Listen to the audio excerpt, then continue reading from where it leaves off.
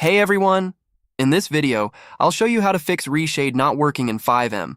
If you just installed Reshade and it's not loading or the effects aren't working, don't worry. Here's how to fix it step by step. First, close FiveM completely.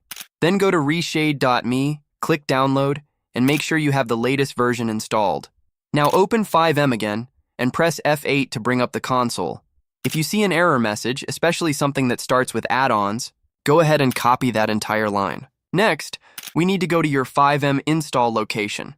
Press the Windows key, search for FiveM, right-click it, and choose Open File Location.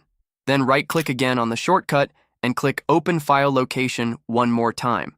Now go into the folder called FiveM Application Data, then go into Citizen, then Effects. Find the file that ends in .ini, right-click it, go to Show More Options, choose Open With, and select Notepad.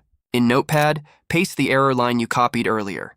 Then click File, save and close it. Now, relaunch FiveM, and you should see a message that says, Reshade is installed successfully. Press the Home key on your keyboard to open it up and check that everything works. And that's it. If this helped, don't forget to like and subscribe. Thanks for watching.